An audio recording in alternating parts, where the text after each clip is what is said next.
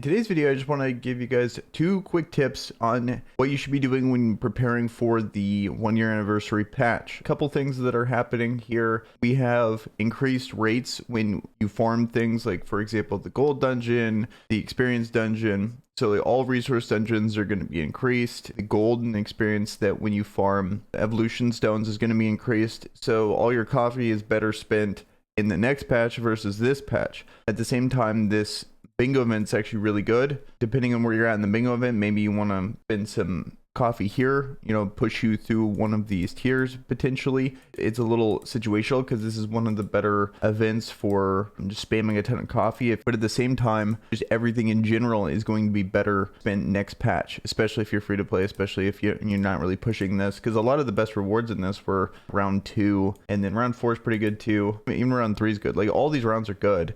All that said, the point of this is to save your coffee in the mail. So you get 2 drops every day, so make sure you're still setting in. I've just been spamming it all on Lucy. If I was farming the gold dungeon, for example, I would be missing out on 75%. If I was patient, I would probably just wait, but I haven't. For this week, because it lasts only a week in your mailbox, you could be saving all of this coffee in here. So 2 times per day, save it all, claim it when the new patch drops. I believe at the end of Tuesday. Massive boost to the event that's going on that requires coffee. Every single coffee you spend is going to give you a bigger percentage of either gold, resources, a whole bunch of things that are going to be improved by just waiting to spend it on the next patch. Next tip is when it comes to merch, they're adding a pity system, the merch shop, but it's not retroactive. They're not going to be able to know to go back and, oh, you spent all of this, because it's 50 for a unique item now. I believe 150 for a super costume. Definitely be saving every single one of your blueprints and then just spam them the second the new patch comes through. I've been doing this since the patch went live. I hope I said this in another video, just save this, but I just want to remind everyone, if you missed that video, be sure to be saving all your merch for the next patch. If you haven't been up to this point, it's rough, but just